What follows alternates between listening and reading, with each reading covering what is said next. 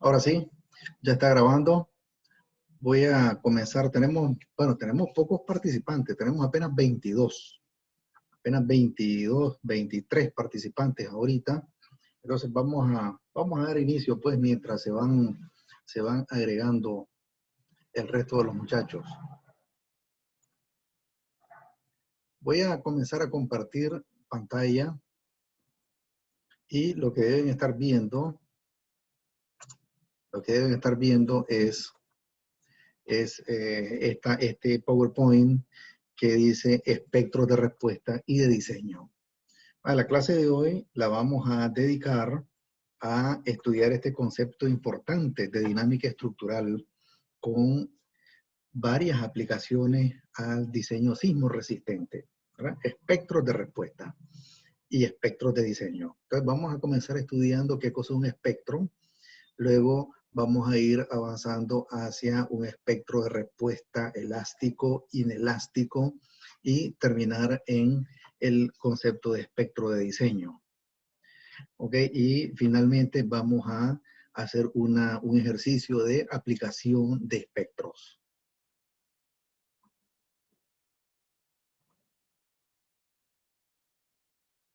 Ok. Entonces, comencemos pues esta clase.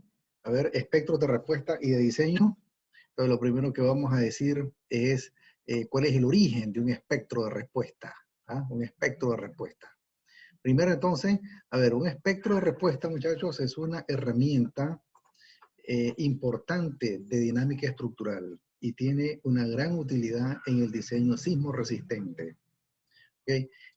Cuando uno no puede hablar de diseño sismo resistente sin hablar de espectro de diseño. Pero para poder llegar al concepto de espectro de diseño, uno tiene que comenzar definiendo primero qué es un espectro, después qué es un espectro de respuesta, después tipos de espectros de respuesta. Ahí vamos a ver espectros de respuesta elástico, inelástico, para finalmente caer en el concepto de espectro de diseño, que es en lo que estamos interesados desde el punto de vista del diseño sismo resistente. ¿Ok? Entonces, el concepto de espectro fue propuesto inicialmente por este ingeniero Maurice Biot en el año 1932. Este ingeniero Maurice Biot fue profesor del Instituto Tecnológico de California y él fue el primero que desarrolló el concepto de espectro. ¿Ok? Posteriormente, otros investigadores y también personajes importantes dentro del análisis sísmico y del diseño sísmico, como estos dos ingenieros, George Hausner y Nathan Newmark. Ya Newmark ya lo tenemos conocido de cuando estableció su familia de métodos de análisis numérico, método beta de Newmark. Entonces, este es el mismo ingeniero que también contribuyó al desarrollo del concepto de espectro. ¿Ok?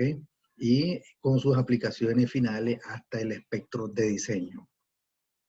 Ok, entonces ahí tenemos pues esas son las personas que iniciaron y desarrollaron el concepto de espectro y espectros de respuestas también. Ok, entonces primero definamos qué cosa es un espectro. Un espectro es un gráfico de la respuesta máxima que produce una carga dinámica en una estructura de un grado de libertad. Observen, esto es importante. El concepto de espectro se desarrolla para estructuras de un grado de libertad, pero eso no significa que no se aplique a estructuras de varios grados de libertad. Entonces, la definición de espectro de respuesta es con estructuras de un grado de libertad. Y cuando uno dice espectro, lo que estoy diciendo es un gráfico de la respuesta máxima que produce una carga dinámica en una estructura de un grado de libertad. Porque cuando hablamos de estructura, nuevamente, entonces, dice aquí, es un gráfico de la respuesta máxima. Entonces, cuando hablamos de respuesta, la respuesta se puede expresar en términos de desplazamiento, en términos de velocidad o en términos de aceleración. Entonces, si la respuesta máxima es desplazamiento, entonces estamos en presencia, si la respuesta máxima es desplazamiento, entonces estamos en presencia de un espectro de respuestas de desplazamiento. Si la respuesta máxima es velocidad, estamos en presencia de un espectro de respuesta de velocidad. Y si la respuesta máxima es aceleración, entonces hablamos de un espectro de respuesta de aceleración. ¿Okay? En todos los casos mencionados, sea un espectro de desplazamiento, de velocidad o de aceleración, estamos interesados en los valores máximos. Estamos interesados en los valores máximos de esas respuestas. Ok. Y aquí está, la respuesta se puede expresar como desplazamiento, velocidad o aceleración. Entonces, un espectro, lo que tenemos en el eje horizontal es el periodo de oscilación de la estructura, o sea, T. ¿Ok? En el eje horizontal, periodo de oscilación de la estructura. Y en el eje vertical tenemos la respuesta máxima. ¿Ok? La respuesta máxima. Entonces, en el eje vertical podemos tener desplazamientos máximos, velocidades máximas o aceleraciones máximas. Y también ese espectro de respuesta se dibuja para un factor de amortiguamiento específico. ¿Ok? Entonces, por ejemplo, ya sabemos que para estructuras civiles, el factor de amortiguamiento anda como máximo por el 10%, ¿verdad? Con valores que más se repiten entre 2 y 7%. Por ahí anda aproximadamente el factor de amortiguamiento de las estructuras, ya sean de edificaciones, de obras de ingeniería civil, por ahí andan. ¿Ok?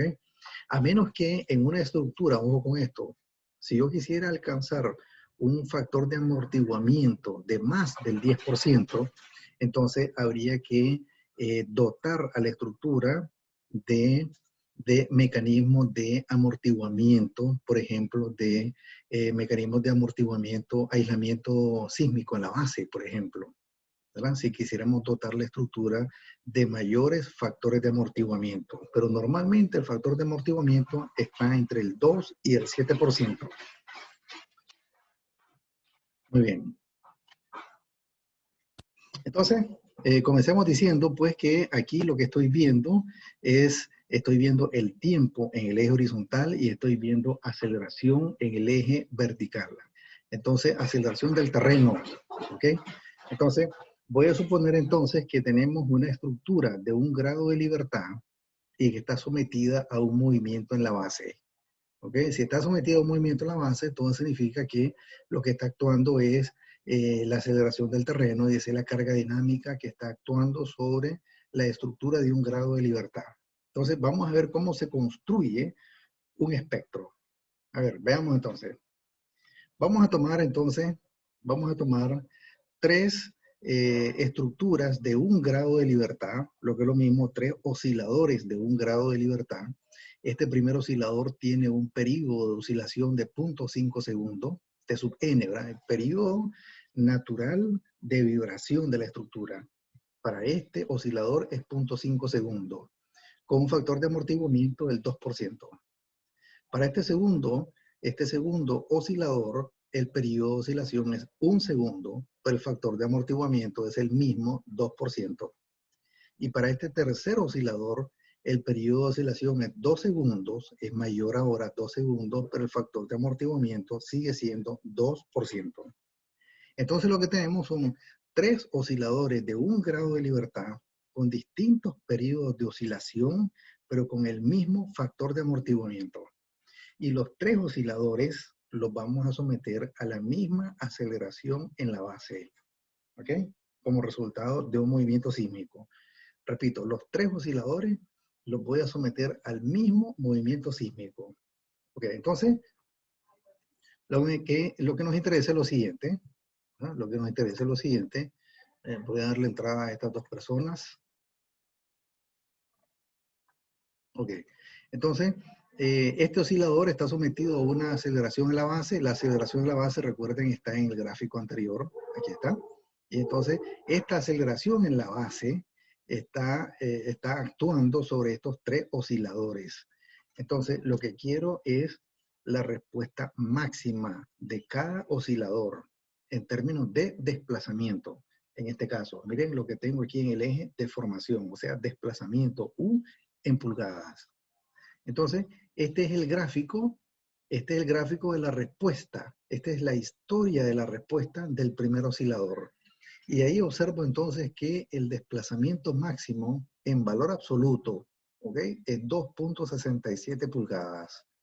En valor absoluto, no importa que esté por debajo del eje horizontal, que me indicaría un desplazamiento, como está por debajo es negativo, pero no me interesa el negativo, porque lo tomo en valores absolutos, 2.67 pulgadas. Hago lo mismo para el segundo oscilador, y entonces de la historia de la respuesta de desplazamiento o de deformaciones, pues, ¿verdad? Que es lo mismo, la historia de deformaciones o de desplazamiento, el desplazamiento máximo es 5.97 pulgadas. Hago lo mismo para el tercer oscilador y el desplazamiento máximo es 7.47 pulgadas.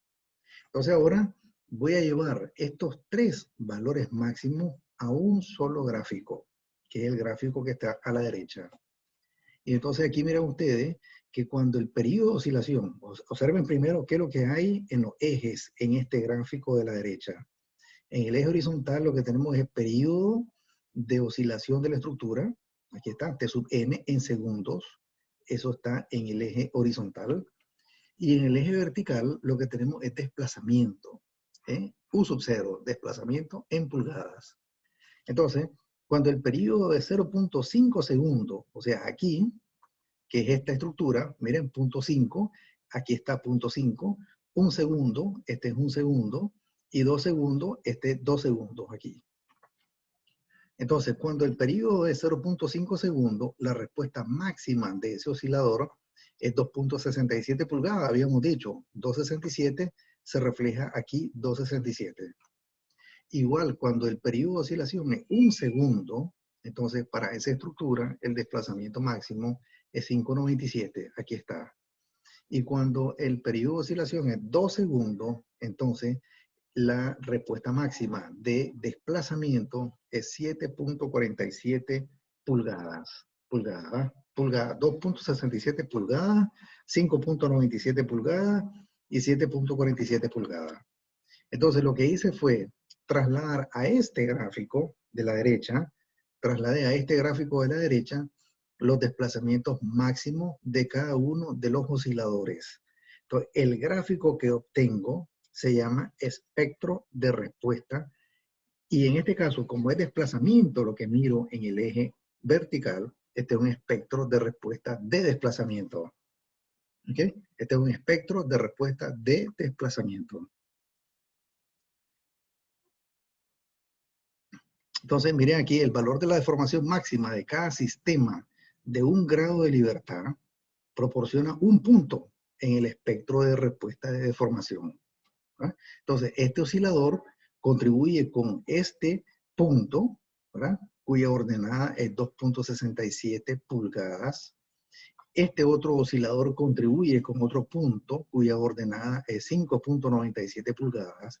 Y el tercer oscilador contribuye con un punto cuya ordenada es 7.47 pulgadas.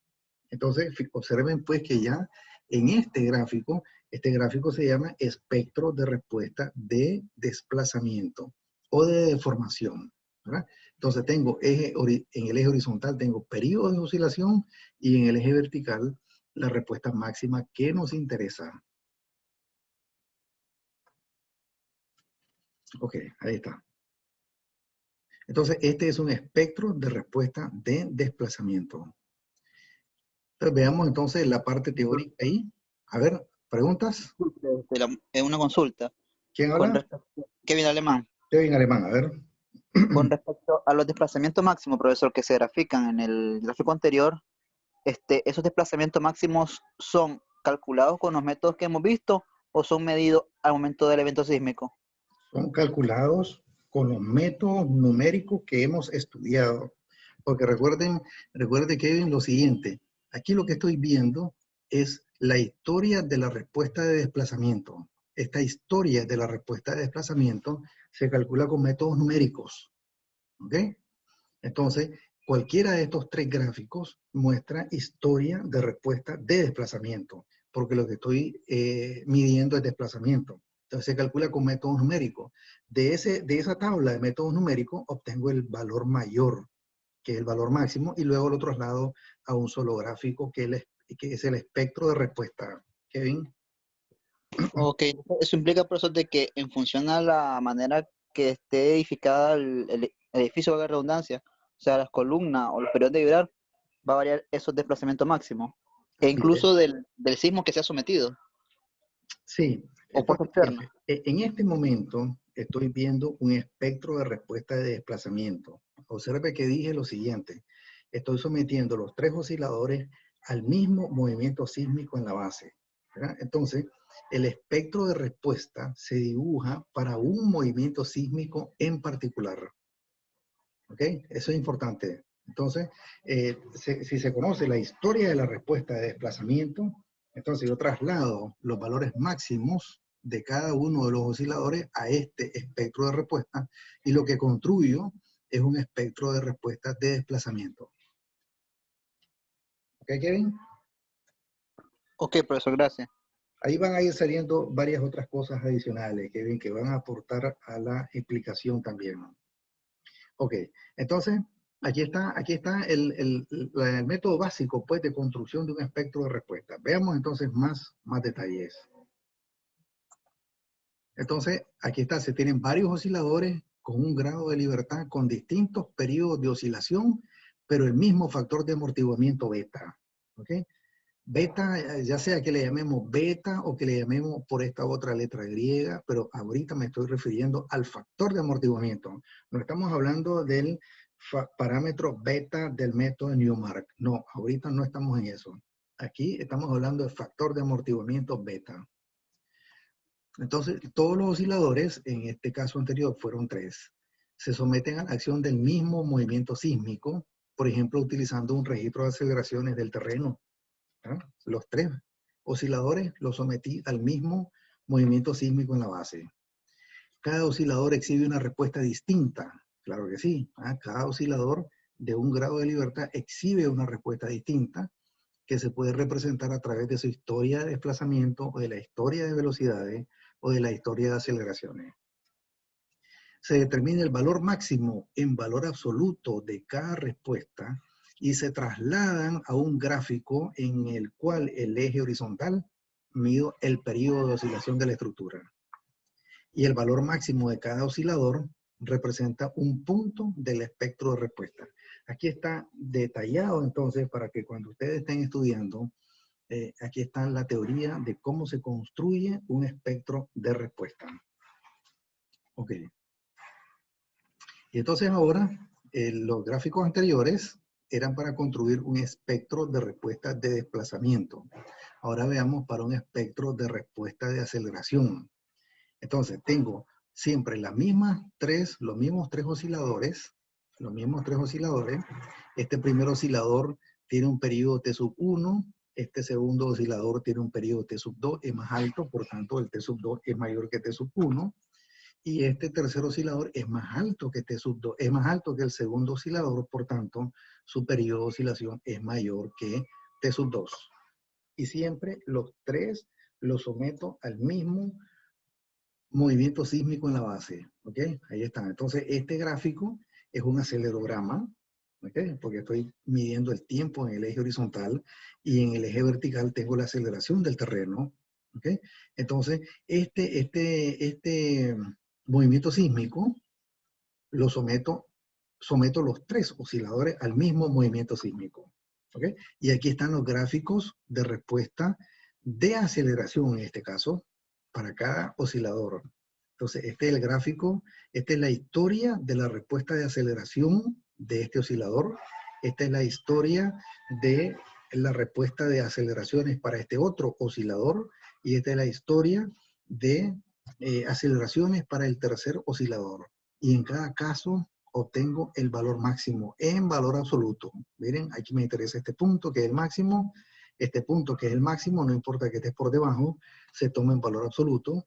Y este otro también el máximo. Y estos 3 puntos los voy a ir a trasladar. Ahí están trasladados hasta los mismos 3 gráficos anteriores.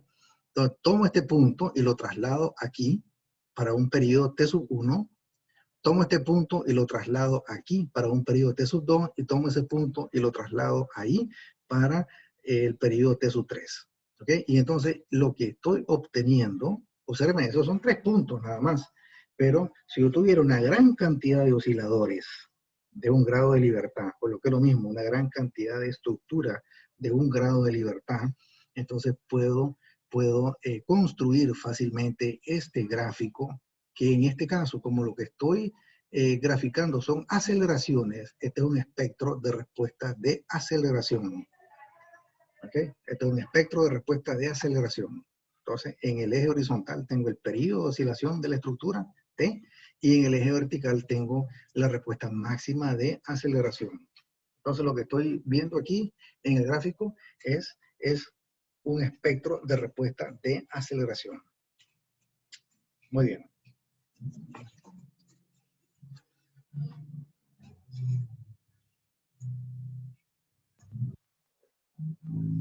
Entonces, hemos hablado de 3 tipos de espectros de respuesta. Ahora, espectro de respuesta de desplazamiento, espectro de respuesta de velocidad y espectro de respuesta de aceleración. Entonces, para uno de desplazamiento, lo que tengo es el desplazamiento, dados el periodo y el factor de amortiguamiento. Entonces, el espectro lo que hace es graficar el valor máximo U de T, ¿verdad? Conociendo T sub N y el factor de amortiguamiento. Igual aquí, para un espectro de respuesta de velocidad, ¿verdad? Entonces lo que obtenemos es el valor máximo de la velocidad dados el periodo de oscilación y el factor de amortiguamiento. Lo mismo aquí, para un espectro de respuesta de aceleración nos interesa la aceleración total, ¿verdad? Máxima, dados el periodo de oscilación de la estructura y el factor de amortiguamiento. Ahí está. Muy bien. Entonces, habiendo estudiado pues el concepto de espectro, ¿verdad? Y también después de haber dicho que existen espectros de respuesta, de desplazamiento, de velocidad y aceleración, veamos una clasificación más para los tipos de espectros. Y los tipos de espectros, hay espectros de respuesta elástica y hay también espectros de respuesta inelástica. ¿Ok? Observen que en todo lo que he dicho anteriormente, solamente he explicado el concepto de espectro y espectro de respuesta, nada más. ¿Verdad? No hemos dicho nada sobre si la estructura se comporta en el rango lineal o si incursiona en el rango inelástico. Hasta este momento no nos ha interesado. Ahora sí me va a interesar saber si la estructura trabaja en el rango lineal o si trabaja en el rango no lineal. Ok, entonces eso define otros 2 tipos de espectros de respuesta. Espectro de respuesta elástica, cuando la estructura trabaja en el rango elástico. ¿Ok? Cuando la estructura trabaja en el rango elástico significa que la estructura está sometida a carga y se deforma. Pero una vez retirando la carga, entonces la estructura regresa a su posición original. Eso es una estructura que está trabajando en el rango elástico. En cambio, si la estructura ya deformada se retira la carga, entonces ella ya no regresa a su posición inicial. Eso significa que esa estructura ha incursionado en el rango inelástico o en el rango no lineal. ¿Verdad? Ok. Entonces, eso define 2 tipos de espectro de respuesta: elástica, espectro de respuesta elástica y espectro de respuesta inelástica. Entonces, a ver, para un espectro de respuesta elástica significa que los osciladores están trabajando en el rango elástico.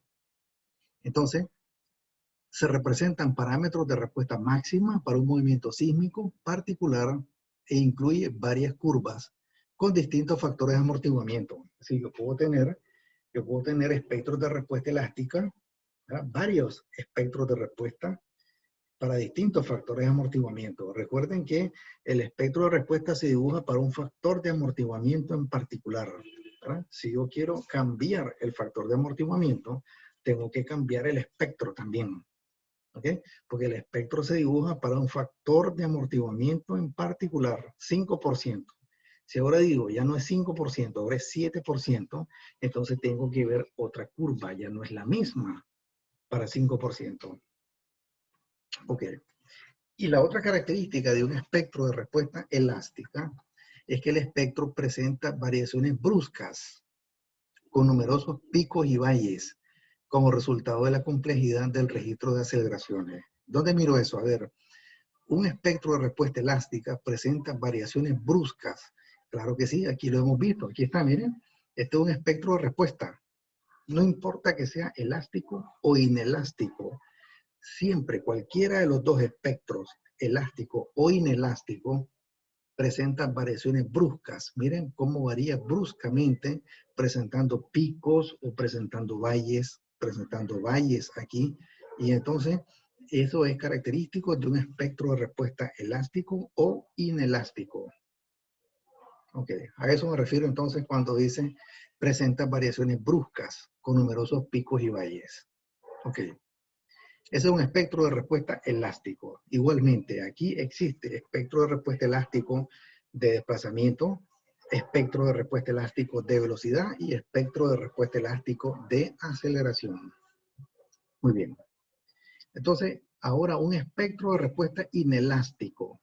Significa entonces que la estructura está incursionando en el rango inelástico, ¿verdad? Es decir, está trabajando más allá de su esfuerzo de fluencia. Si ustedes recuerdan un gráfico de esfuerzo de formación para el acero,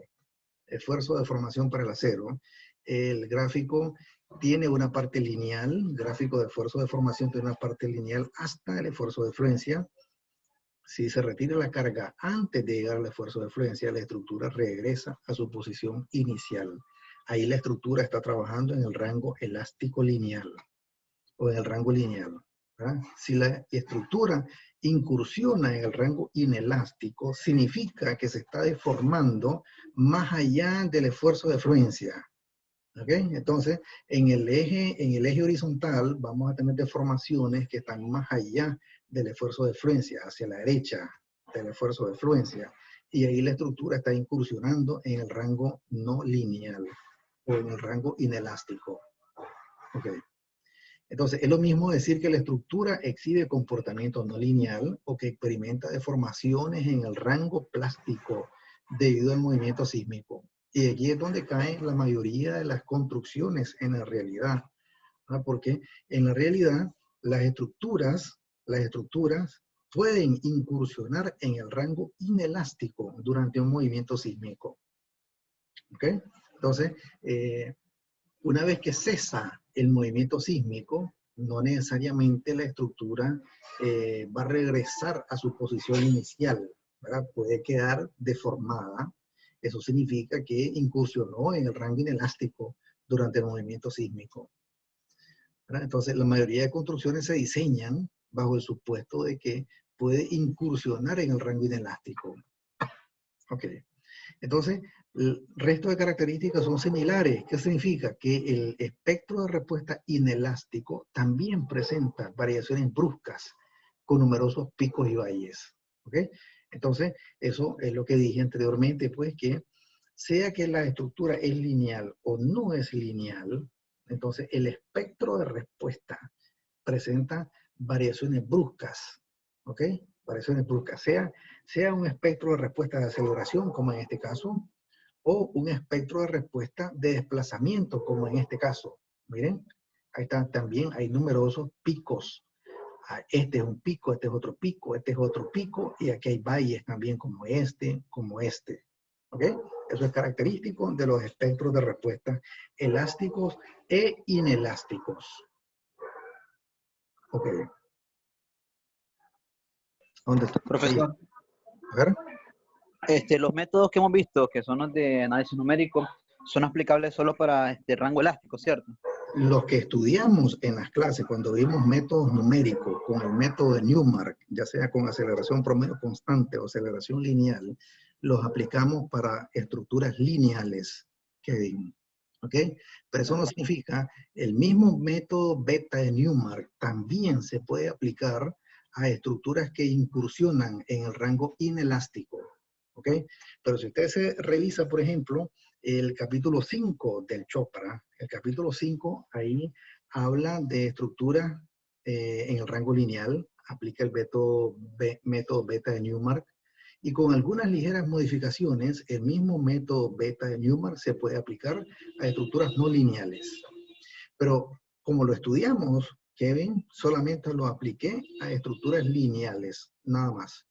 Pero también se puede aplicar a estructuras no lineales. Ya, profesor, muchas gracias. Ok. Ok, entonces veamos un ejemplo de un espectro de respuesta inelástico que es ejemplo, un espectro de ductilidad. Aquí vamos a hablar varias cosas sobre ductilidad, que es un ejercicio importantísimo que un ingeniero estructural debe saber sobre, ciclos de histéresis y gráficos que relacionan la fuerza con el desplazamiento. A ver, veamos. Voy a mostrar este gráfico, el cual muestra una relación entre fuerza y desplazamiento en un sistema inelástico. Inelástico. ¿Qué es lo que vemos en este gráfico? A ver, en el eje horizontal tenemos las deformaciones. En el eje horizontal, deformaciones. Y en el eje vertical, fuerza. Entonces voy a graficar fuerzas contra deformaciones en un sistema inelástico. Es decir, la estructura puede incursionar en el rango no lineal. Okay. Al cargar la estructura, se produce una relación entre fuerza y desplazamiento que está mostrado en esta curva. Ok. Ya explico todo eso que está rayado, etc. A ver, primero definamos qué cosa es ductilidad. Ductilidad lo definimos como μ, y ductilidad es la deformación máxima que presenta la estructura sobre la deformación de fluencia. U sub y. U sub y. Observen, este U y este U. Este es μ. La letra griega está aquí, μ, en el miembro de la izquierda. Eso es ductilidad. Entonces, la ductilidad μ es igual al desplazamiento máximo, U máximo, este no es μ, este U máximo, entre U sub y, que es la deformación de fluencia. Deformación máxima entre deformación de fluencia. ¿Okay? Entonces, la ductilidad está asociado, sabemos, a la capacidad de un sistema estructural para disipar energía o su capacidad de deformarse en el rango inelástico sin que disminuya su resistencia. ¿Okay? Entonces, cuando uno dice una estructura dúctil, significa una estructura que es capaz de deformarse excesivamente antes de que colapse. ¿Ah? Esa es ductilidad. Aquí lo estoy viendo más matemático, y entonces la ductilidad es la relación entre la deformación máxima y la deformación de fluencia, y está asociada a la capacidad del sistema para disipar energía, ¿ok? En el rango inelástico. Entonces, cuando uno habla de ductilidad, uno lo puede ver en tres niveles. La ductilidad a nivel de material, entonces uno dice, por ejemplo, el material es dúctil.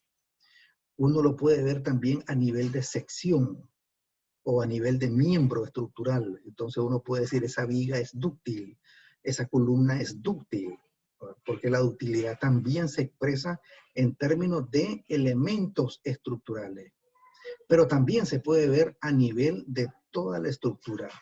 ¿Okay? Entonces uno dice, la estructura debe tener un comportamiento dúctil. ¿Okay? A eso se le llama ductilidad de desplazamiento. ¿Okay? Que la estructura sea capaz de deformarse, ¿okay? Sin perder resistencia, sin llegar al colapso. ¿Okay? Entonces, tres formas de ver la ductilidad, ¿verdad? Ductilidad se puede expresar a nivel del material, a nivel del elemento estructural y a nivel de toda la estructura. Ok, entonces, observemos entonces que si la estructura se deforma siguiendo la trayectoria OAB, primero la estructura se deforma siguiendo la trayectoria OAB. Entonces, el área bajo la curva, que sería OABC, el área bajo la curva, toda esta área, incluyendo este triángulo, toda el área bajo la curva OABC, toda esa área que queda ahí adentro, representa la absorción de energía de deformación. Absorción de energía de deformación. Es el área bajo la curva OABC, todo el área. Muy bien. Pero ahora supongamos que la descargamos, la estructura, es decir, la dejamos de aplicar carga.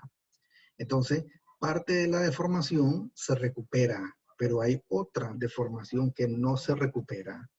¿Ok? Entonces, el área BCD, esta área de este triángulo, área BCD, es energía de deformación que se recupera. ¿Ok? Eso es energía elástica de deformación. Sin embargo, hay otra área que no se recupera, OABD.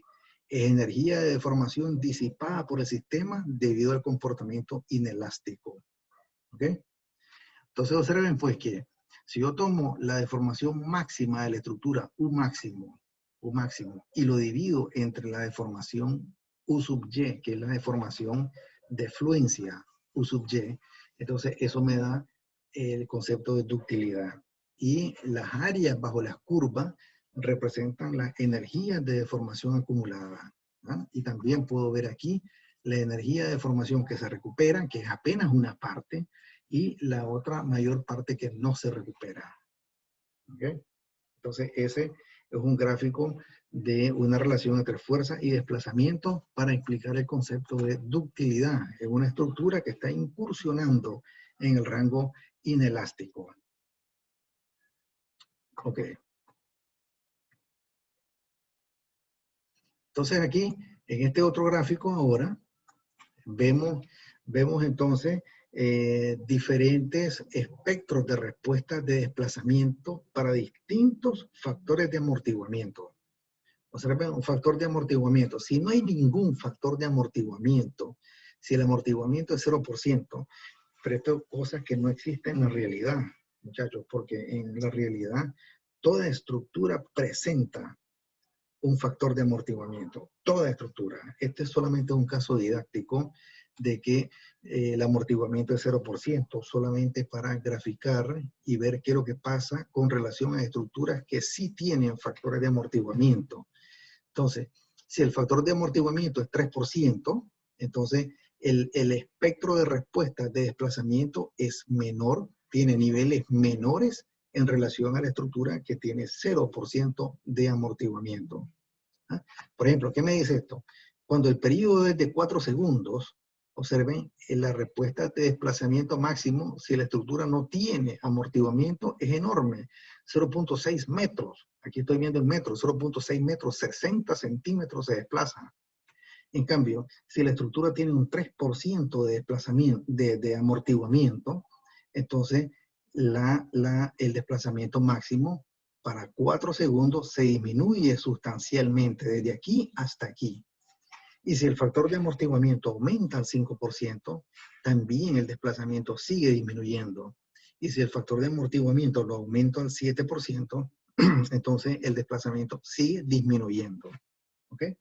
Entonces, estos son espectros de respuestas de desplazamiento para distintos factores de amortiguamiento. Y aquí puedo ver entonces el efecto benéfico sobre la respuesta estructural al reducir valores de desplazamiento, velocidad y aceleración que tiene el amortiguamiento. Entonces, entre mayor sea el factor de amortiguamiento, es más benéfico en una estructura, ¿verdad? Porque le reduce las respuestas máximas de desplazamiento, en este caso, o de velocidad o de aceleración. Ok.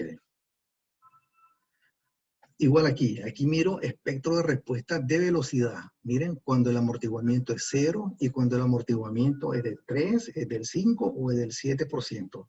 En todos los casos, la respuesta máxima de velocidad disminuye.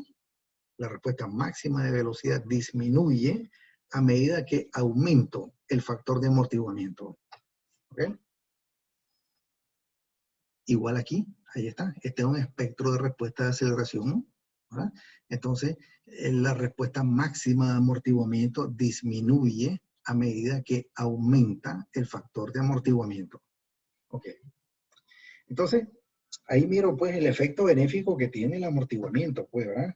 Y entonces, y también si la estructura se dota, es decir, se le construyen disipadores sísmicos, aisladores en la base, por ejemplo, diferentes tipos de amortiguamiento que tiene la estructura, además de su amortiguamiento natural.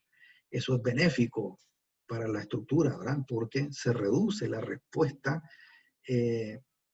para cualquiera sea el periodo de oscilación, la respuesta de la estructura disminuye, ya sea en desplazamiento, en velocidad o en aceleración.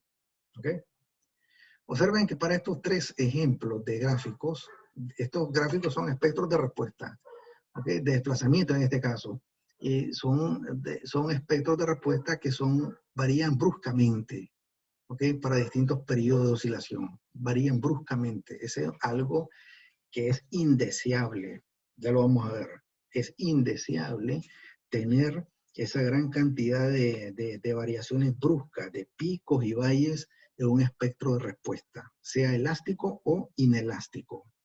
¿Ok? Ahí está. Todos estos son espectros de respuesta donde miro entonces las variaciones bruscas. También hay variaciones bruscas.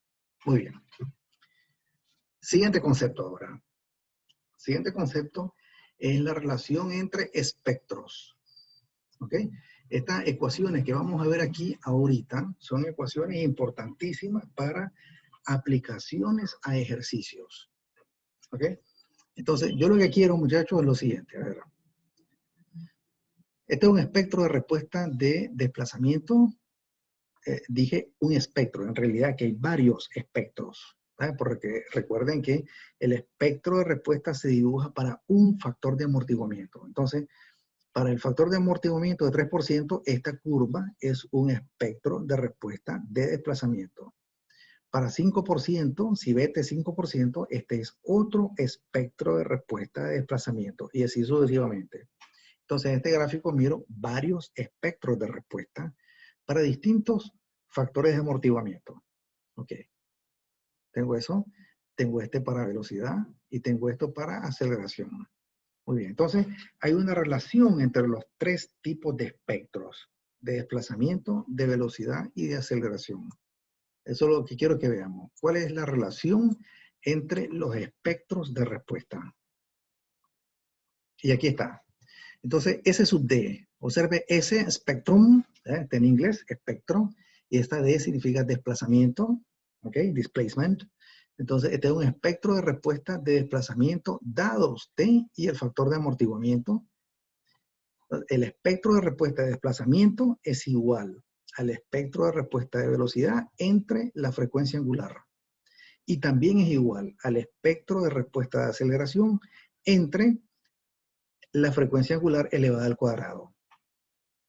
Elevada al cuadrado. Esta relación, esta triple igualdad, se conserva en los tres tipos de espectros. ¿Okay? Todo significa que es suficiente con tener un espectro de respuesta de desplazamiento y con ese espectro puedo derivar los otros dos. ¿Ok?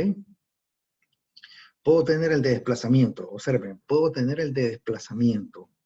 ¿Cómo obtengo el espectro de respuesta de velocidad?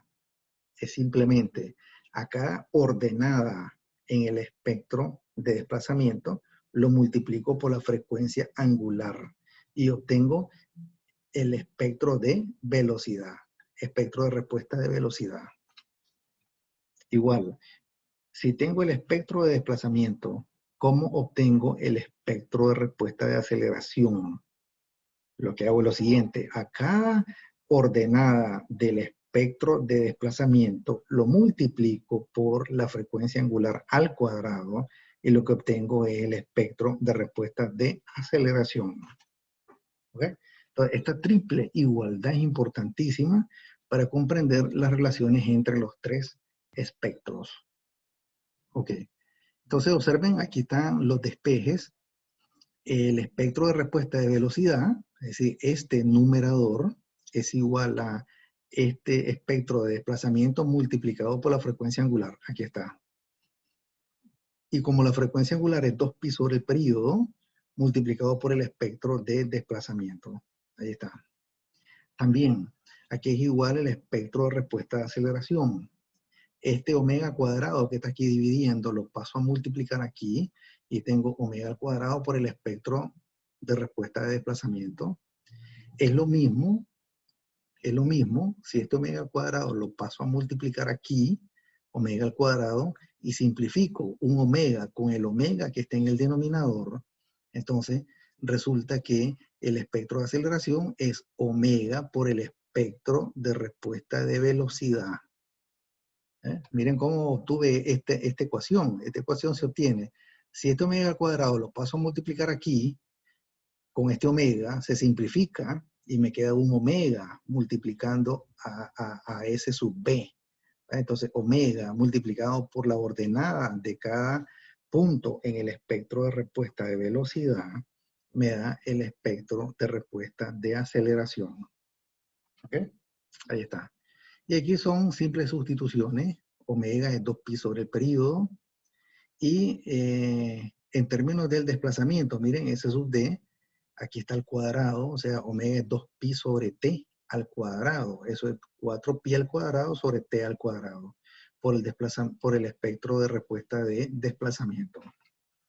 Observen que en todos los casos siempre hay un paréntesis que dice t, beta. Eso significa espectro de respuesta de desplazamiento conocidos o dados el periodo de oscilación y el factor de amortiguamiento.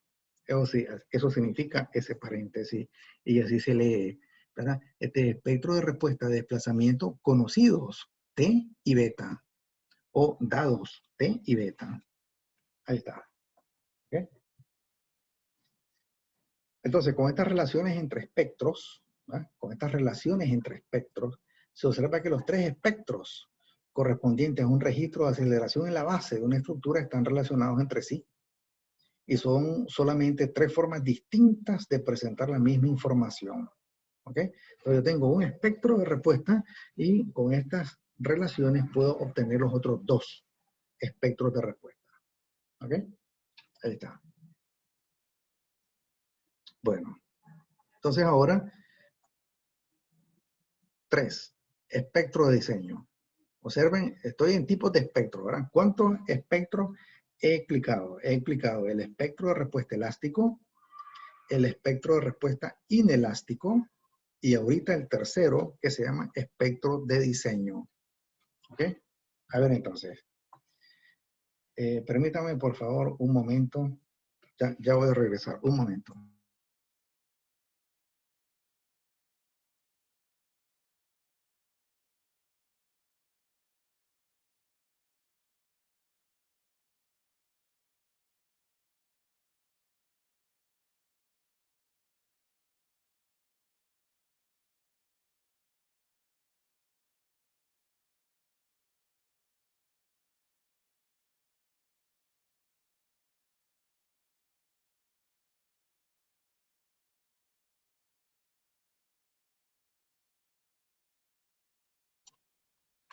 Ahora sí, muchachos, ya estoy aquí de regreso. A ver, una ligera demora ahí.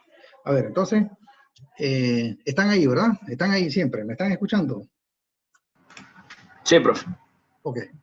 Vamos entonces, ahora voy a explicar el concepto de espectro de diseño. Hasta este momento, lo que hemos visto han sido espectro de respuesta elástico para estructuras que se comportan en el rango lineal. Espectro de respuesta inelástico para estructuras que pueden incursionar en el rango no lineal. Y ahora, espectros de diseño. Muy bien. Entonces, antes de ver eso, ¿qué características tenían los dos espectros anteriores? Los dos espectros anteriores se caracterizaban por presentar variaciones bruscas, ¿verdad? Ya sea el de desplazamiento, el de velocidad o el de aceleración. Los tres, para estructuras lineales y no lineales, presentaban variaciones bruscas. Muy bien. Entonces, esos espectros se dibujan para un movimiento sísmico en particular.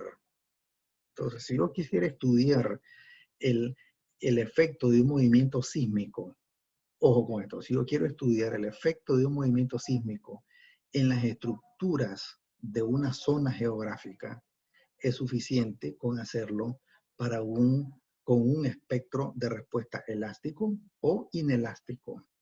¿Ok? Porque esos dos tipos de espectros se dibujan para un movimiento sísmico en particular. No sirven para diseñar. Y aquí está para lo que es bueno el espectro de diseño.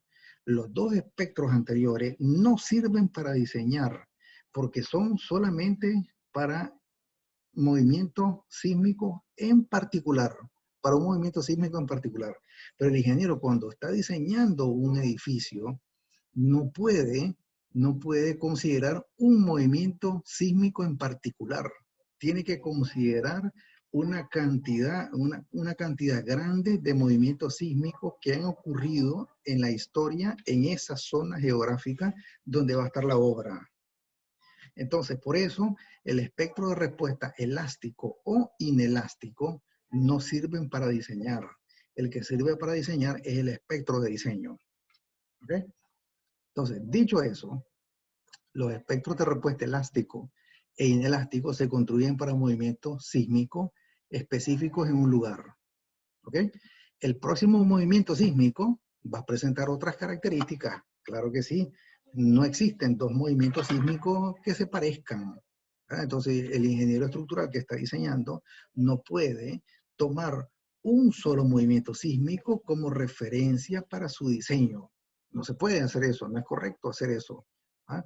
Lo que es correcto hacer es tomar un conjunto de movimientos sísmicos que han ocurrido en esa misma zona y tomar un promedio de esos movimientos sísmicos y con eso sí puedo diseñar.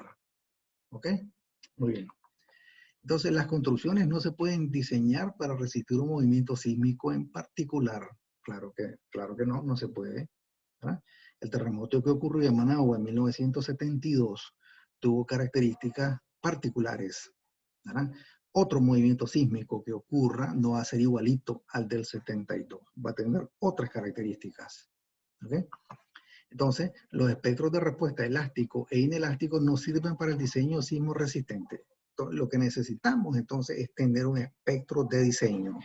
Es decir, un espectro suavizado. ¿Ok? Que no tenga variaciones bruscas, a como si la tienen los espectros elásticos e inelásticos. Y también que considere el efecto de varios movimientos sísmicos. ¿Okay? Esto es clave, que considere el efecto de varios movimientos sísmicos. ¿Okay? Se requiere que el espectro de diseño, ¿verdad? El que nos interesa para fines de diseño sismo resistente, nos interesa que ese espectro de diseño represente una envolvente de los espectros de respuesta de los movimientos sísmicos que han ocurrido en una zona en particular, donde va a estar la obra. Donde va a estar la obra. Y entonces, en ese sentido, pues, el que nos interesa para fines de diseño es el espectro de diseño, no el espectro de respuesta elástico o inelástico. Muy bien. Entonces, con eso en mente, entonces, seguimos con otras ideas para espectro de diseño. Un espectro de diseño representa la sismicidad probable de una zona geográfica en particular.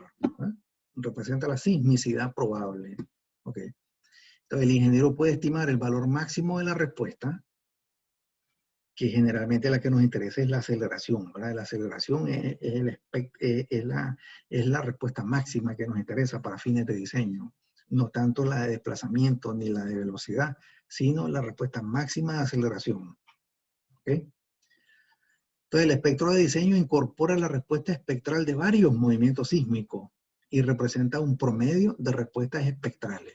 Aquí es un promedio de respuestas espectrales, pero vamos a ver eso de qué promedio. Tiene sus características particulares, no es simplemente un promedio. Vamos a ver que un promedio más algo, es un promedio más una desviación estándar. Ya vamos a ver. Entonces, la metodología de obtención de un espectro de diseño se basa en procedimientos estadísticos y probabilísticos. ¿Ok? ¿Cómo se obtiene un espectro de diseño? Entonces, veamos entonces el concepto básico. A ver.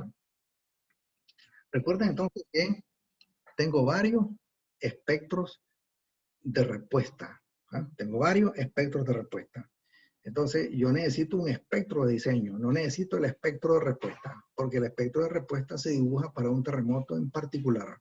Yo quiero uno que me sirva para diseñar una obra y que debe ser algo que represente a todos los movimientos sísmicos que han ocurrido en esa zona. ¿Ok? Entonces, veamos.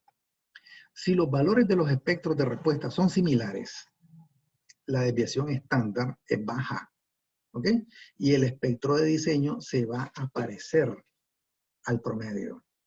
¿Ok? Si los valores de los espectros de respuesta son similares, entonces la desviación estándar es baja y el espectro de diseño se va a parecer al promedio. Entonces, observen que lo que estoy diciendo es, voy a construir un espectro de diseño a partir de varios espectros de respuesta. Entonces, voy a determinar el promedio más la desviación estándar de los espectros de respuesta. El promedio más la desviación estándar. Entonces, si los valores de los espectros son similares, por supuesto, esta desviación estándar por definición va a ser baja y el espectro de diseño se va a parecer al espectro promedio. Pero si los valores de los espectros son significativamente distintos, entonces por definición la desviación estándar también va a ser alta y el espectro de diseño se va a acercar al valor máximo, se va a acercar al espectro que tenga valores máximos o incluso lo va a superar. ¿Okay? Ya vamos a ver un gráfico. Entonces, este procedimiento considera pues la mayor o menor dispersión de los datos y conduce a resultados confiables a la hora que uno está determinando el espectro de diseño. Entonces, a ver, recapitulo entonces lo que aquí dije. Un espectro de diseño se construye de la siguiente manera. Se tienen varios espectros de respuestas. Y entonces voy a tomar el promedio de las ordenadas de esos espectros de respuesta más la desviación estándar de esos valores de respuesta. ¿Okay? Promedio más desviación estándar. Entonces ahora veamos eso, pues. ¿En qué consiste eso? Veamos. A ver. En este gráfico se muestra la obtención de un espectro de diseño a partir de 4 espectros de respuesta. A ver, primero, ¿cuáles son los 4 espectros de respuesta? Aquí tengo uno. Estos son espectros de respuesta de aceleración. ¿Ok? Espectros de respuesta de aceleración. Aquí tengo el primero. Aquí tengo uno, que es un espectro de respuesta con valores altos, ¿verdad? Porque está en la parte más alta del gráfico. Entonces, este es un espectro de respuesta con valores altos. ¿Ah? Ese es el primero. Tengo 3 más. Aquí están los 3. Aquí está otro y aquí está otro. Entonces, hay 4 espectros de respuesta, de los cuales entonces hay 3 con valores de respuesta máxima bajos y hay 1 con valores de respuesta máximo altos. Ok. Entonces, voy a tomar el promedio de las ordenadas. Es decir, supongan aquí, para este periodo de oscilación de 0.5 segundos, tomo el promedio entre esta ordenada, más esta ordenada, más esta ordenada, más esta ordenada. Promedio de las 4 ordenadas. Y entonces el resultado es un espectro promedio con esta línea punteada. Aquí está. Esto que está aquí es un espectro de diseño promedio construido solamente con el promedio de las ordenadas de los 4 espectros de respuesta. ¿Ok? Muy bien. Y este otro que está aquí, este con una línea gruesa, es el promedio más la desviación estándar. Observen que si este es el espectro de diseño promedio, entonces no es representativo este espectro de diseño promedio. ¿Por qué no es representativo? Porque se acerca más a los 3 espectros de respuesta bajos y queda largo de este otro espectro de respuesta que presenta valores altos. ¿Okay? Entonces no estoy tomando en cuenta este espectro de respuesta, solo me quedé con estos 3. Por eso es que no es correcto agarrar solamente los valores promedio. Lo correcto es agarrar valores promedio más una desviación estándar. Y entonces, si hago eso, voy a obtener un espectro de diseño, observen, que se acerca más al espectro de respuesta con valores altos. ¿Ok? No es exactamente igual, porque se queda un poquito por debajo, porque tiene que tomar en cuenta también estos otros 3 que tienen respuestas bajas. Pero sí este con línea negra sólida, con línea sólida, que representa un espectro de diseño construido con los valores promedio más desviación, una desviación estándar, es más aproximado al espectro de diseño que ando buscando. ¿Ok? Muy bien. Entonces, dicho eso, entonces, ¿cómo está constituido un espectro de diseño? Entonces, cómo está constituido el espectro de diseño. El espectro de diseño contiene entonces lo siguiente, contiene 4 cosas características. Tiene una rama lineal creciente. A ver, antes de decir eso, estamos de acuerdo entonces, muchachos, que lo que nos interesa desde el punto de vista del diseño sismo resistente es tener un espectro de diseño, no un espectro de respuesta elástico o inelástico. Nos interesa un espectro de diseño. ¿Okay? Este espectro de diseño tiene que ser suavizado. Es decir, no nos interesa que tenga variaciones bruscas. No, nos interesa que sea un espectro de diseño suavizado. Ok. Entonces, el espectro de diseño tiene 4 características importantes. Uno, tiene una rama lineal creciente, ¿ah? Donde la aceleración crece en forma directamente proporcional al periodo. Tiene una zona de aceleración constante, es decir, donde la aceleración es constante. Eso se llama meseta o plafón. ¿Ok? Y tiene una o 2 curvas decrecientes, donde la aceleración es proporcional al recíproco del periodo de oscilación. Al recíproco significa que T está en el denominador. ¿Ok? Es proporcional al recíproco del periodo de oscilación. Muy bien. Y también tiene periodos característicos. ¿Ok? Periodos característicos, que son periodos de transición entre las distintas partes del espectro de diseño. ¿Ok? Muy bien. Entonces, esa es la teoría de un espectro de diseño. Tiene una rama lineal creciente, tiene una zona de aceleración constante que se llama plafón. El plafón es más utilizado. Tiene una o 2 curvas decrecientes y tiene periodos característicos. ¿Ok? Entonces, dicho eso, entonces, podemos estudiar ahora el espectro de diseño para Nicaragua. El espectro de diseño para Nicaragua. Y entonces apliquemos entonces lo que dice la teoría a este espectro de diseño. A ver, dice, el espectro de diseño contiene una rama lineal creciente. Claro que sí, ahí está. Hay una rama lineal creciente, donde la aceleración crece en forma directamente proporcional al periodo. ¿Ver? Es decir, a medida que aumenta el periodo, entonces la respuesta de aceleración, miren lo que hay en el eje vertical, aceleración espectral, A sobre G, la aceleración como porcentaje de la gravedad. Eso es lo que hay en el eje vertical. Y en el eje horizontal, lo que hay es el periodo de la estructura en segundos. ¿Ok? Entonces, en esta rama lineal creciente, a medida que aumenta el periodo desde 0 hasta 0.1 segundo, entonces la rama lineal es creciente. ¿Ok? Luego tenemos el segundo componente, es una meseta o plafón. Aquí está. ¿Cuál es eso? Ahí está. Esta línea horizontal se llama meseta o plafón. Y en esa línea horizontal, la aceleración es constante.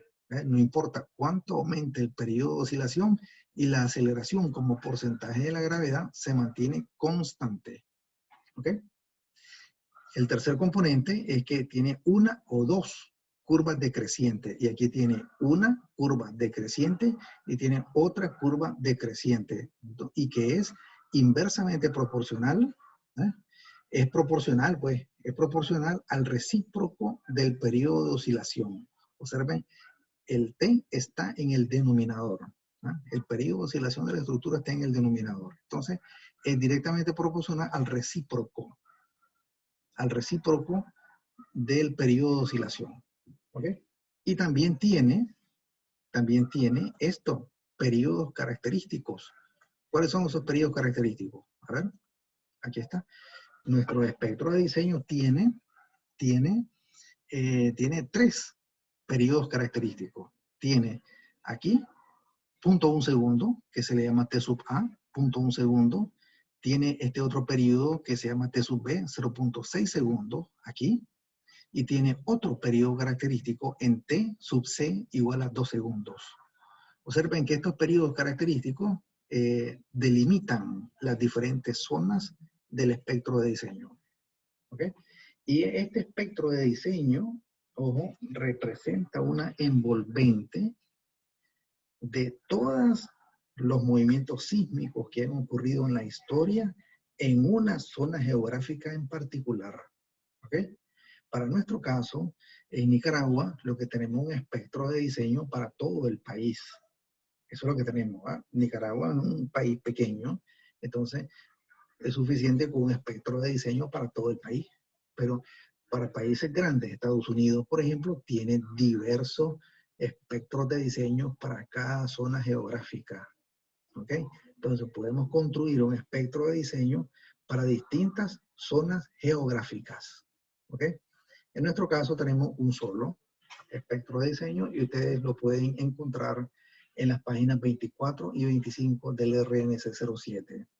Probablemente en su clase de análisis estructural 1, tal vez el profesor habló ahí de un espectro de diseño cuando estaban ahí calculando las fuerzas sísmicas. A ver, quiero confirmar eso, por favor. ¿Miraron algún concepto de espectro de diseño en la clase de análisis estructural 1? Muchachos, a ver. ¿Me están escuchando? ¿O ya no están ahí? Sí, profe, pero fue menos, o sea, solo fue, por así decirlo, por encima. Ok, pero sí el profesor mostró este gráfico. Sí, sale en la norma, de hecho. Creo que sí. Sí, está en el RNC 07, ahí está. En la página 24 y 25, ahí está el espectro de diseño. Lo que pregunto es que si el profesor pues mencionó que existe un espectro de diseño, hizo referencia a él en alguna ocasión, ¿sí? Sí, sí. Ok, muy bien. Entonces ahí está pues, ahí está toda la teoría y lo que está detrás hasta llegar al espectro de diseño, ¿verdad? El espectro, uno no entra a estudiar directamente el espectro de diseño, ¿verdad? Porque el ingeniero tiene que entender todo lo que hay detrás de un espectro de diseño y tiene que entender que detrás de ese espectro de diseño existen varios espectros de respuesta, elásticos o inelásticos. Necesito promediarlos y calcularle su desviación estándar y convertirlo entonces a valores suavizados de manera de que sirva para efectos de diseño sismo resistente. ¿Ok? Entonces, en el eje vertical lo que tengo es aceleración en términos de la gravedad, A sobre G, y en el eje horizontal lo que tengo son periodos de oscilación de la estructura. ¿Ok? Ahí está. Entonces, observen pues que, ¿por qué los valores son suavizados? Porque las ecuaciones de cada una de estas líneas, sea de esta parte lineal, de la horizontal o de las curvas, se puede calcular fácilmente, ¿verdad? Ahí están las ecuaciones. Observen, en la parte lineal, desde S por A sub 0 hasta este punto. En la parte curva, desde este punto hasta este punto, aquí está la ecuación de la curva. Y para esta curva, aquí está la ecuación de ese último tramo decreciente de la curva. ¿Okay? Y en todos los casos, pues el t está en el denominador en las dos curvas decrecientes. Ok. Entonces, solo recordemos aquí, pues entonces, que cuáles son las ecuaciones. Allí, veamos entonces, aquí está. Entonces, en la página 24 del RNC 07 van a encontrar estas ecuaciones. En cambio, en la página 25 van a encontrar el gráfico del espectro de diseño. ¿Okay? Entonces, observen que la utilidad, ¿cuál es la utilidad de este espectro de diseño? La utilidad de este espectro de diseño es obtener la aceleración de diseño. Es decir, A. ¿Cómo se obtiene A? Que es la ordenada en el espectro de diseño. A. Bueno, entonces, ¿cómo se obtiene esa A? Hay diversas maneras. Si el periodo de oscilación es menor que T sub A, a ver, si el periodo de oscilación es menor que T sub A, donde T sub A es 0.1 segundo, si el periodo de oscilación es menor que T sub A, entonces A lo voy a obtener como el producto de S por este corchete. S por este corchete. Si el periodo de oscilación está entre estos dos periodos característicos, T sub A y T sub B, ¿ah? Que es la zona del plafón, ¿ah? En T sub A y T sub B, que es el plafón, entonces, ¿cómo se obtiene A? A se obtiene como el producto de S por D. ¿Ok? Si el periodo está entre estos dos periodos característicos, T sub B y T sub C, Entonces, A se obtiene como S por D, por T sub B sobre T. Y si finalmente el periodo es mayor que T sub C, entonces aquí está la fórmula para calcular A.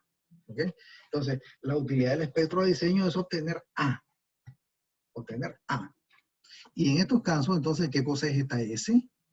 ¿Ah? ¿Qué cosa es esta S? Esta S, según nuestro RNC 07, se llama factor de amplificación por tipo de suelo. ¿Ok? Y hay una tablita ahí en la página 25, 24, 25, 26, por ahí. Hay una tablita según la zona sísmica A, B o C. Y ahí está el tipo de suelo, 1, 2 o 3. Y ahí están los valores de S. Estos son los valores de S. Factor de amplificación por tipo de suelo, que es esta S que está aquí. ¿Ok? También está este A sub 0. ¿De dónde obtengo este A sub 0? A sub 0 se llama aceleración máxima del terreno. ¿Ok? ¿Y de dónde se obtiene A sub 0? A sub 0, ¿cómo se obtiene A sub 0? Se obtiene de este mapa de isoaceleraciones. Cálculo de la aceleración máxima del terreno, A sub 0.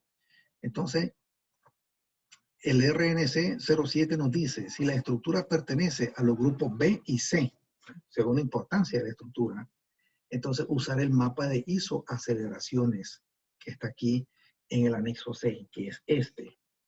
Si la estructura pertenece al grupo A, por ejemplo, una escuela, un hospital, una estructura relevante, entonces se toma 1.5 por A sub 0. ¿Ah? Es decir, si estoy en Managua, por ejemplo, estoy en Managua, entonces el A sub 0 está por ahí, o sea, 0.30, entonces 1.5 por 0.30, ¿verdad? Entonces se aumenta en 50%. Y ahí está para obtener ese A sub 0. Y finalmente este D, ¿qué cosa es este D? Aquí está este D. ¿Qué cosa es este D? Este D es 2.7 por A sub 0. Y ahí con eso entonces, con el espectro de diseño y sabiendo dónde cae el periodo de oscilación, entonces uno lee el valor de A. ¿Ok? Y este valor de A es el que nos va a servir para calcular el coeficiente sísmico, ¿ok? Que nos va a servir luego el coeficiente sísmico para calcular las cargas sísmicas aplicadas en cada nivel de la estructura, ¿verdad? Ok, eso que vamos a ver después. Pero ahorita entonces, eso es lo que he querido pues que transmitirles a ustedes como la teoría que está detrás de un espectro de diseño, ¿verdad? Importantísimo. Y esta, que son las zonas sísmicas que ya conocemos, ¿verdad? La zona sísmica C, la del Pacífico, la del centro del país y la zona sísmica A. Ok. Preguntas hasta ahí entonces, muchachos. A ver, veamos. Preguntas.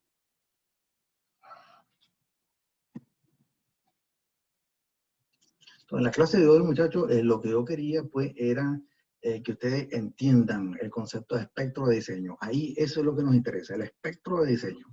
No tanto el espectro de respuesta elástico o el inelástico, que son característicos de un movimiento sísmico en particular. Nos interesa más el espectro de diseño. ¿Ok? Y cómo se construye, que es un espectro. ¿Quién lo introdujo el espectro? Uno no puede estar estudiando conceptos sin saber la historia del concepto. Eso es importantísimo. Cada vez que ustedes se enfrenten a un nuevo concepto, miren la historia, qué es lo que está detrás de ese concepto. Ok. Entonces, una vez visto eso, pues voy a hacer una aplicación. Voy a hacer una aplicación a un ejercicio. Entonces me voy a compartir ahora. Voy a ir a compartir, a ver, un ejercicio para que veamos una aplicación rápida de un espectro de respuesta. ¿Para qué sirve un espectro? ¿Para qué sirve el espectro? ¿Para qué sirve un espectro? Para fines de diseño. Entonces veamos, ejercicio, muchachos. A ver, ejercicio. Este es un PDF. A ver, ¿están viendo, verdad? Un PDF manual. ¿Lo están viendo eso? Sí, ingeniero. Ok. Ese espectro, este documento no está puesto en la carpeta, ni la presentación tampoco, ¿verdad? Entonces, terminando la clase, los voy a colocar. Entonces, vemos el ejercicio. Aquí está el ejercicio. Vamos a suponer una estructura, un pórtico de un solo nivel, que tiene un peso de 50 toneladas. ¿Ok? Entonces, sobre esta viga está aplicado un peso de 50 toneladas. La altura de la columna es 250 metros. Y entonces la sección transversal de la columna es de 20 centímetros en esta dimensión y H en la otra dimensión. Es decir, no conozco una dimensión de la columna, solo conozco una de ellas, 20, y esta dimensión no la conozco. ¿Okay? Entonces, el enunciado dice, un pórtico de un nivel soporta un peso W de 50 toneladas al nivel del techo. La viga se puede considerar infinitamente rígida comparada con la rigidez de las columnas, cuya sección transversal es B por H y B 20 centímetros, ¿verdad? No se conoce H. El módulo de elasticidad del concreto es 250 toneladas sobre centímetros cuadrados. ¿Va? Entonces, la pregunta es, calcular la dimensión H de la columna para que el desplazamiento horizontal máximo del techo no supere 0.4 centímetros. ¿Ok? Esa es la pregunta. Entonces, ¿cuánto debe ser la dimensión H de la columna para que el desplazamiento horizontal del techo no supere 0.4 centímetros? O sea, el desplazamiento horizontal máximo debe ser 0.4 centímetros. Eso me dice, ¿verdad? 0.4 centímetros es chiquitito, eso es apenas 4 milímetros. ¿Ok?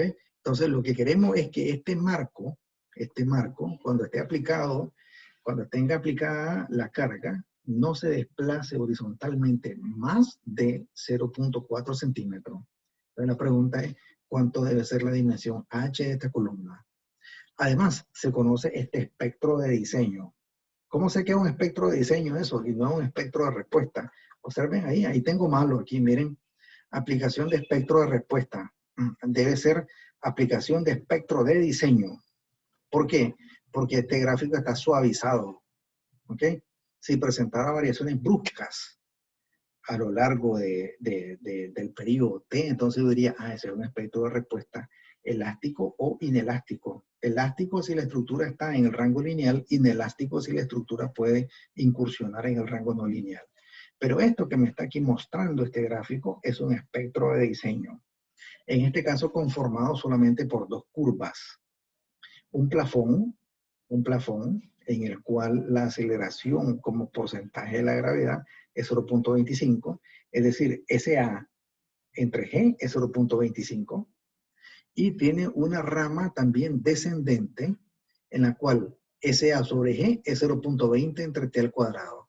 Ahí está, esos son los datos que conocemos, ¿verdad? Entonces imagínense ustedes que esto lo podemos resolver también con nuestro espectro de diseño perfectamente. Nuestro espectro de diseño tiene 4 ramas, no, 4 ramas no, tiene 4 zonas. ¿Ah? 4 zonas. ¿Recuerdan eso, verdad? Nuestro espectro de diseño tiene 4 zonas. Aquí están. Tiene esta primera zona lineal, tiene una zona constante o plafón, tiene esta tercera curva decreciente y otra curva decreciente. Tiene 4 zonas. En cambio, en este ejercicio, el ejercicio es más simplificado porque solamente muestra 2 zonas, nada más. ¿Okay? Aquí está, un plafón y tiene una curva decreciente. Un plafón y una curva decreciente. Muy bien, entonces ahí están, esos son los parámetros de cálculo, ¿verdad? Entonces, el módulo de elasticidad del concreto es 250 toneladas sobre centímetros cuadrados. Al final voy a hacer una aclaración sobre este módulo de elasticidad y que me va a servir también para darle respuesta a varias preguntas que he tenido sobre el segundo ejercicio de la tarea. Recuerden, el segundo ejercicio de la tarea muestra un marco. Ahí te da el F'C, pero no se da el módulo de elasticidad, ¿verdad? Entonces, vamos a ver qué hacer ahí. Ahí al final les digo, les comento cuando terminemos el ejercicio. Ok, entonces, ¿cómo resolvemos entonces? Observen entonces que el enunciado dice que este marco no se debe desplazar más de 0.4 centímetros. Entonces está imponiendo un límite de desplazamiento máximo. Eso lo puedo tomar como espectro, como espectro de desplazamiento. ¿Okay? Recuerden que el espectro de desplazamiento me dan valores máximos de desplazamiento o valores máximos de velocidad, si es un espectro de velocidad, o valores máximos de aceleración, si es un espectro de aceleración. En este caso, se quiere limitar el desplazamiento máximo. O sea, el desplazamiento máximo lo puedo tomar como S sub D. ¿Ok? Es decir, el espectro de desplazamiento, S sub D. Y eso implica limitar el periodo de oscilación de la estructura y limitar también el momento de inercia de la columna. ¿Ok? Limitar el momento de inercia de la columna, porque para poder limitar el desplazamiento de un marco, hay que hacer algo con esas dimensiones de las columnas, hay que calcularlas de acuerdo a un procedimiento. Ok, eso es lo que vamos a ver entonces. Entonces, observen cómo se procede cuando uno conoce un espectro de diseño. Voy a tomar cualquiera de las partes del espectro de diseño, cualquiera de las partes. En este caso, entonces, voy a tomar la parte curva del espectro. En la parte curva del espectro rige esta ecuación. ¿Okay? Aquí está, rige esa ecuación. Pero recuerden que sabemos también de que hay una relación entre los tres espectros, ¿verdad? Entonces dijimos, el espectro de aceleración es igual a omega al cuadrado multiplicado por el espectro de desplazamiento.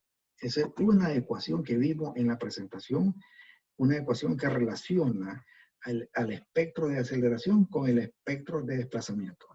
¿Okay? Y también, como sabemos que omega es 2pi sobre t, entonces 2pi sobre t elevado al cuadrado multiplicado por el espectro de desplazamiento. ¿Ok? Entonces, puedo despejar el espectro de desplazamiento, SD, despejo SA sobre omega al cuadrado, y sustituyo, ¿qué cosa es SA? ¿Qué cosa es SA? SA sobre omega al cuadrado, ¿verdad? ¿Qué cosa es SA?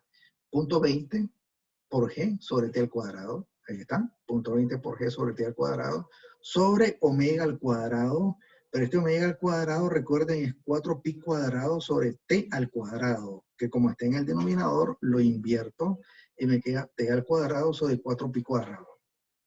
¿Ok? Entonces, sustituyo estos T al cuadrado, o cancelo más bien, cancelo estos T al cuadrado y sustituyo datos en lo que nos queda, 0.20 por la gravedad entre 4pi al cuadrado. Como estoy trabajando en centímetros, entonces tomo 981 centímetros sobre segundos al cuadrado. Tomen nota, a ver. El valor de la gravedad G se trabaja con 9.81 metros sobre segundos al cuadrado o 981 centímetros sobre segundos al cuadrado. Si sustituyo esa G aquí y hago estos cálculos, obtengo que el espectro de desplazamiento es 4.97 centímetros. ¿Ok? Y eso ya me da entonces una idea de que el periodo de oscilación de la estructura no puede estar en la parte curva del espectro de diseño. Miren, tomé la parte curva del espectro y entonces el espectro de desplazamiento resulta ser 4.97 centímetros. Entonces la conclusión es, como 4.97 es mayor que 0.4 centímetros, entonces el periodo no puede estar en la parte curva del espectro. ¿Okay? Porque me está diciendo que el desplazamiento máximo que se quiere es 0.4 centímetros. Entonces, si el periodo de la estructura estuviera por aquí, en la parte curva, entonces significa que el desplazamiento máximo sería 4.97 centímetros, casi 5 centímetros, y eso es superior al 0.4 que nos están pidiendo. ¿Ok? Por tanto, la conclusión en esta primera parte del ejercicio es que el periodo de oscilación de la estructura no puede estar en la parte curva. ¿Ok? Como solamente tiene dos zonas este espectro de diseño, si no está en la parte curva, tiene que estar en el plafón. ¿Ok? Si estuviéramos trabajando con nuestro espectro de diseño que tiene 4 zonas, hay que irlas probando una por una para saber en qué zona del espectro de diseño cae el periodo de oscilación. ¿Ok? En este caso, como solamente tiene 2 zonas, entonces ya probé con esta parte curva y definitivamente la conclusión es que T el periodo de oscilación de la estructura no puede estar en la parte curva. Por tanto, tiene que estar en la zona de aceleración constante o plafón. Entonces ahora tomemos el plafón del espectro de diseño. Y en el plafón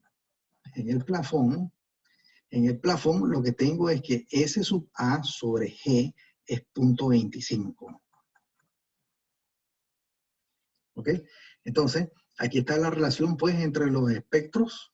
SD es igual a SA entre omega al cuadrado, lo que es lo mismo SA entre omega al cuadrado. ¿Pero qué cosa es omega al cuadrado? Es K sobre M. ¿Ah? Omega al cuadrado, ya sabemos que omega al cuadrado es K sobre M. Invierto, y eso es M sobre K por el espectro de aceleración. ¿Ok? Voy a despejar entonces la rigidez del marco.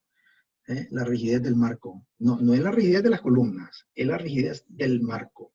O sea, la rigidez efectiva, K efectivo. Aquí está. Entonces este K está despejado de aquí y este K, ¿a qué es igual? Entonces M por S, M por el espectro de aceleración entre el espectro de desplazamiento. Estoy despejando K. Entonces K es igual a M por S sub A y esto que está aquí pasa a dividir sobre S sub D. Ahí está. Entonces sustituyo la masa, que es peso sobre gravedad, por S sub A. ¿Qué cosa es S sub A? Eso lo tengo del gráfico del plafón. S A entre G es 0.25. Entonces, ¿cuánto es S sub A? Es 0.25 por G. Ahí está. S sub A es 0.25 por G sobre S sub D. Ahí está. ¿Ok? Entonces, punto 25, esta gravedad, observen, esta gravedad se elimina con esta gravedad y me queda 0.25 por el peso entre S sub D. Entonces ya puedo pues encontrar cuánto es la rigidez efectiva de estas columnas, de las dos columnas. ¿Verdad? Entonces K es 0.25 por 50 entre S sub D, que tiene que ser 0.4 centímetros. ¿Verdad? Lo voy a limitar a lo que nos están pidiendo. Y hago este cálculo y resulta que la rigidez efectiva del marco es 31.25 toneladas sobre centímetros. ¿Ok? Esa es K, despejado de la fórmula, pero como lo estoy haciendo para el marco, esta es la rigidez efectiva de las dos columnas que conforman el marco. ¿Ok? Ahí está. Entonces ahora, K efectivo, como son dos columnas, 2 multiplicado por la rigidez de cada columna, 12 EI sobre L al cubo. ¿Ok? Esa es la rigidez de cada columna porque, recuerden, está empotrada en el terreno y está fija en el extremo superior. Por tanto, se considera como que doblemente empotrada. Y entonces, 2 columnas por la rigidez individual de cada columna. Eso es 24 EI sobre L al cubo. Y entonces esa rigidez efectiva, aquí está 24 por el módulo de elasticidad, por la inercia de la columna, y la inercia de la columna es 1/12 de la base por la altura al cubo. Miren cómo está calculada esta inercia. 1/12 de la dimensión menor por la dimensión h al cubo. ¿Eh?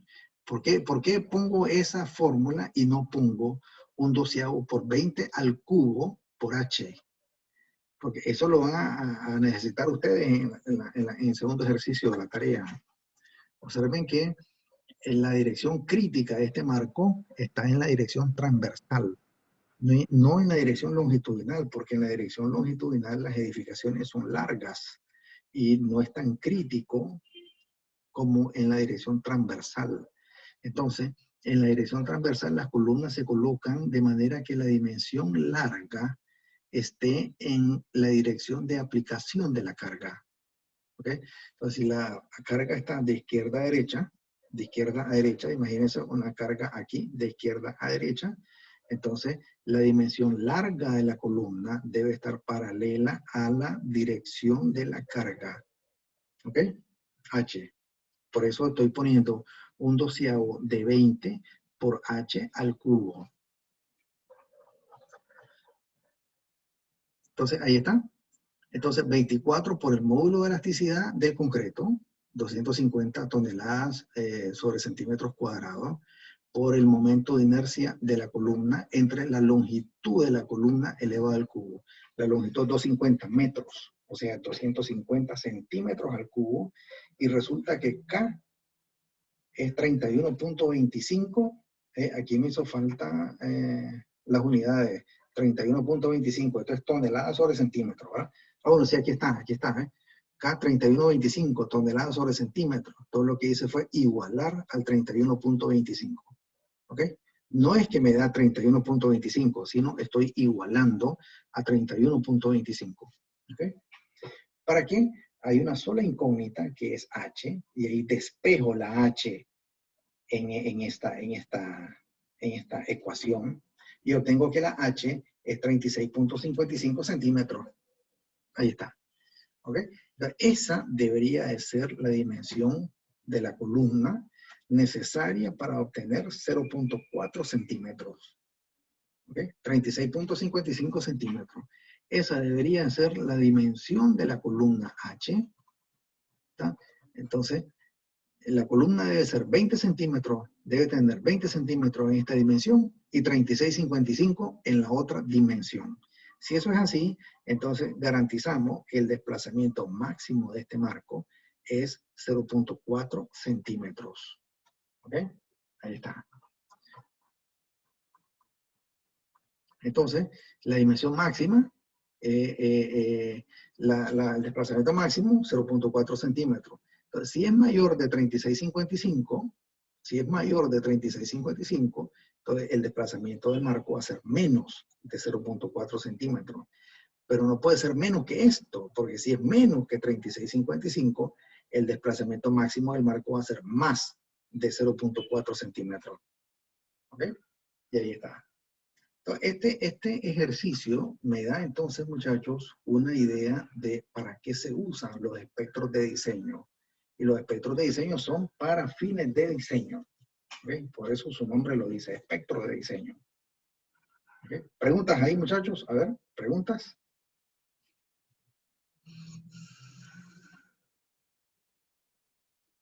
Kevin Vargas, ¿está por ahí, Kevin? Sí, dígame. A ver, ¿entendió ese ejercicio, Kevin? Sí.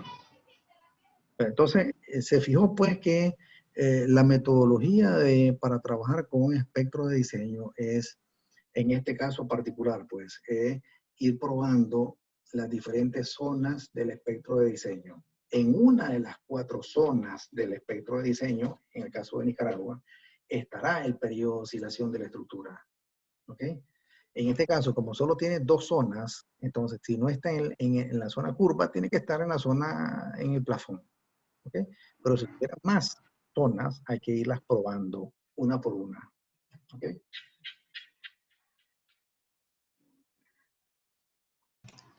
Ya, profesor, que aquí se está hablando de diseño, ¿existe como alguna norma que te diga, o sea, como el desplazamiento máximo que debe tener ya para un caso real? Bueno, lo que pasa es que cuando veamos la última unidad y miremos criterios de estructuración, ahí vamos a ver que cuando los edificios están contiguos, ¿ah? Es deseable limitar la separación, limitar los desplazamientos máximos de las edificaciones, ¿verdad? Entonces, ¿para qué? ¿Para qué se limitan los desplazamientos máximos? Para evitar golpes entre ellos durante el movimiento sísmico. ¿Okay? Sobre todo si tenemos una estructura que es pequeña, que está a la par de una estructura alta, ¿verdad? Y entonces, y que esa estructura pequeña cuando se esté deformando, cuando se esté desplazando, golpee a la grande en alguno de los niveles intermedios. Eso es peligroso, eso, cuando una estructura está golpeando a la otra, ¿verdad? Entonces, en esos casos es deseable. Y también vamos a encontrar derivas de piso, un concepto que se llama derivas de piso, ¿verdad? Cómo limitar los desplazamientos máximos de cada piso. Eso va a ser tema de estudio, Kevin, cuando veamos sistemas con varios grados de libertad. ¿Okay? Y ahí vamos a ver cómo se calculan las derivas, que son los desplazamientos a que están sometidos los niveles de una estructura. ¿Ok? Ese es un concepto más válido que hay para sistemas con n grados de libertad. ¿Ok? Ok. Bueno, entonces, lo último que quería enseñarles, muchachos, en este mismo PDF manual, es algo que les va a servir para que me han preguntado varias preguntas sobre el ejercicio 2. A ver, sobre el módulo de elasticidad. A ver, en esta hoja, en esta última hoja del mismo PDF, he puesto una nota tomada del ACI 31819, específicamente la ecuación 19221A. 19221A, y aquí están las fórmulas para calcular el módulo de elasticidad del concreto. Recuerdan que esto lo vimos también en concreto 1, y estas fórmulas están, muchachos, en la parte final del ACI 31819, una tabla donde están las equivalencias entre unidades en 3 sistemas. En el sistema internacional, a la izquierda, en medio está el sistema métrico decimal y a la derecha está el sistema inglés. Entonces, para la ecuación 19221, que me da el módulo de elasticidad del concreto, es este. ¿Ok? Esta ecuación es válida para concretos que pesan entre 90 y 160 libras por pie cúbico. Este es un 3, miren, este es un 3. No parece 3, pero es un 3. ¿Ok? Entre 90 y 160 libras por pie cúbico. ¿Ok? Si el concreto es de peso, ok, aquí está. Esta fórmula es válida para concretos que pesan entre 90 y 160 libras sobre pies cúbicos. Esta ecuación está en el sistema inglés. La misma tabla da esta misma ecuación en el sistema métrico decimal. Entonces, esta ecuación y esta ecuación son equivalentes. Solamente que este omega sub c está en kilogramos sobre metros cúbicos y este F'C está en kilos sobre centímetros cuadrados. ¿Ok? Ahí está. Las dos ecuaciones son equivalentes. Una está en el sistema inglés y la otra está en el sistema métrico decimal. Ok. Si el concreto es de peso normal, concreto de peso normal significa un concreto que pesa 145 libras por pie cúbico aproximadamente. Entonces se puede aplicar esta fórmula. 57.000 por la raíz cuadrada de F'C, con F'C en PSI, o su fórmula equivalente en el sistema métrico decimal, que es 15.100 por la raíz cuadrada de F'C. ¿Ok? Entonces, esta ecuación, muchachos, es la que van a utilizar ustedes en su ejercicio 2 de la tarea. ¿Ok? Supongan ustedes que están trabajando con concreto de peso normal. ¿Ok? Y entonces, el F'C introduzcanlo directamente en esta ecuación con F'C en kilogramos sobre centímetros cuadrados. Y ahí obtienen ustedes el módulo de elasticidad del concreto. ¿Ok? A ver, ya llegaron a ese ejercicio, muchachos, en el ejercicio 2. Bueno, cuando lo aborden, pues entonces, cuando lo aborden, utilicen esta fórmula, módulo de elasticidad del concreto, 15.100 por la raíz cuadrada de F'C. Esta fórmula supone que el concreto con que están trabajando es de peso normal. ¿Ok? Recuerden que si el concreto tiene un peso que no es normal, entonces aquí está la fórmula general. Aquí está la fórmula general en el sistema inglés. Ahí está omega sub c. Es el peso volumétrico del concreto en el sistema inglés, o la misma fórmula expresada en el sistema métrico decimal. ¿Ok? Pero yo lo que les digo es, utilicen esta, 15.100, porque ustedes están trabajando en el sistema métrico decimal, están trabajando con concreto de peso normal, y entonces esta es la fórmula a utilizar para obtener el módulo de elasticidad del concreto. ¿Ok?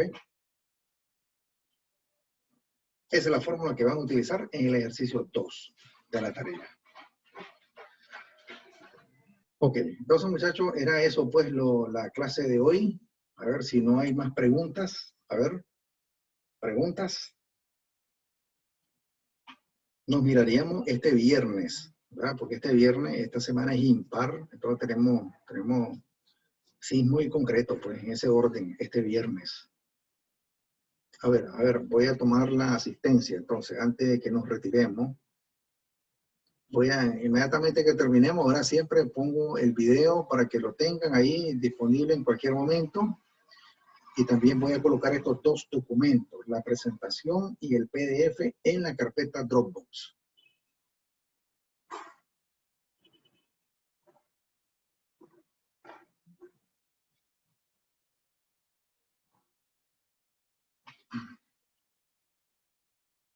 Tenemos 34 participantes.